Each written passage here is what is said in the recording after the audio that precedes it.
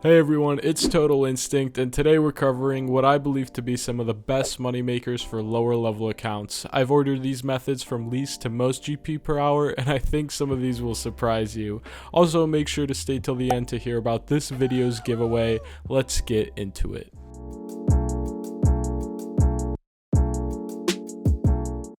So with the first method, we're starting with a classic, which is killing Chaos Druids at the Edgeville dungeon.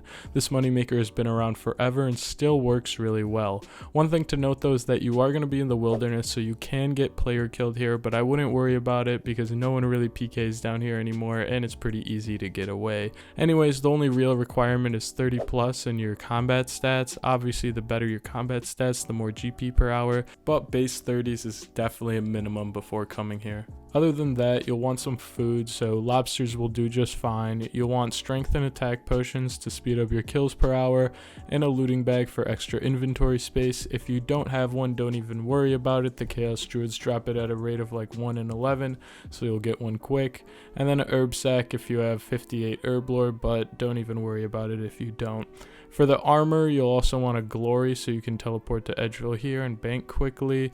And then really it doesn't matter. I would just kind of bring budget gear and then probably the best weapon you have. Even if you die, you'll end up keeping the weapon, so as you can see, you're really not risking much. But anyways, once you get to Edgeville, you can go ahead and run south, and you're going to go through this trap door in the corner over here.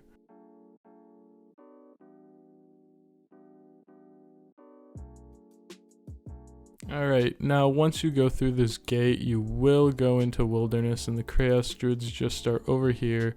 You're only in like level 1 to 3 wilderness, so you're really not risking much here, and even if someone does attack you, you can just eat food and kind of run away. So just drink up your potions and go ahead and kill these Chaos Druids.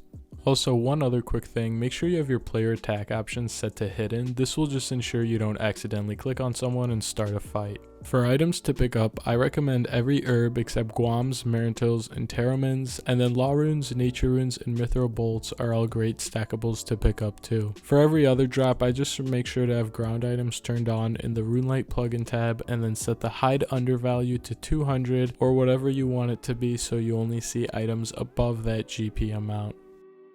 In terms of money, you can expect to be making around 100k an hour at lower levels, but once you get to 50s to 60s in combat, you can start making near or over 200k an hour here.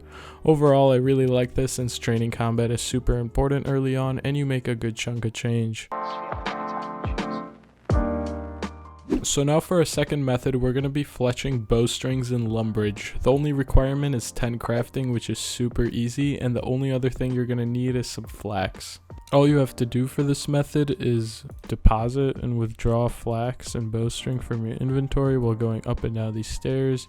You AFK for like a minute and a half spinning this wheel, so it's really easy to just do other stuff while really training crafting and making some money. So you can expect to make 1300 bowstring per hour, which profits about 120k right now and gets you 20,000 crafting XP per hour.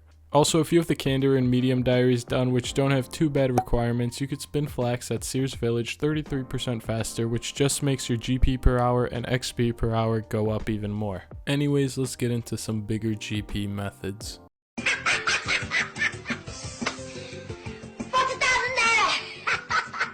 Moving on to the third method, we're going to be doing the most beloved skill in Runescape, rune crafting. That's a joke, this skill fucking sucks. But it makes great money and is probably a skill you're going to want to train at least a bit at low levels for quests like Devious Minds or Feminic Exiles, so just do it. Anyways, we're going to be making mud runes. The requirements are 13 rune crafting, which really isn't that bad. And then you'll also want to bring Pure Essence, Water Runes, a Water Talisman, and teleports to Varrock. You could either use teleport tabs or just bring runes in a rune pouch to save inventory space. Then you're going to need an Earth Tiara also, and you're going to want a Binding Necklace with weight reducing clothes. So all you're going to do is you're going to teleport to Varrock, pretty much the main heart of it, and you're going to run east. You can also stop by a bank and drink up a stamina. I would recommend doing this. It's a little bit more expensive, but it does speed up your GP per hour in the end. So I'm going to go ahead and drink a stamina, replace my rune, and keep running. Pretty much we are going to want to run to this earth altar.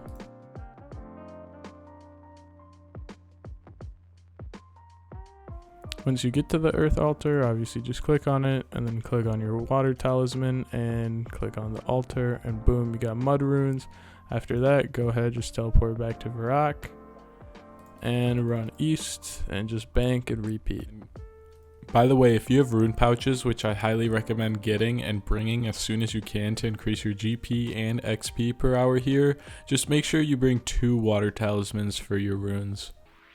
Anyways, you can expect about 55 runs an hour doing this method and profiting about 100k GP per hour, which is about 3.3k per run. And then you'll also get just over 12,000 rune crafting XP. Although this is decent, it is highly recommended to get rune pouches, as I talked about earlier. And then also, if you've completed the dig site quest, you can teleport to the dig site and take this path through the gate instead of Varrock, and then just bank with a Castle Wars teleport from a dueling ring or something.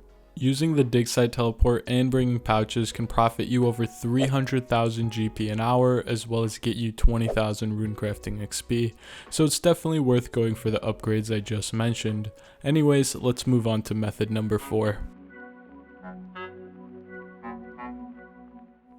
So now we're going to be tanning hides in Al-Kharid, which has absolutely no requirements and is super easy. The only thing you need is a decent old cash stack, which you could get from doing one of the previous methods in this video. So when doing this, just make sure to check the margins between the hides to see which hide is most profitable, but normally it's either black or red. So by just running around in Al-Kharid, you can make up to 550k an hour with black hides right now, tanning an average of 2,000 hides an hour. So as you can see, this is a really solid moneymaker, with the only downside being that it doesn't train any of your skills. Anyways, there's not much else to say about this method, so let's move on to the final one. Oh yeah!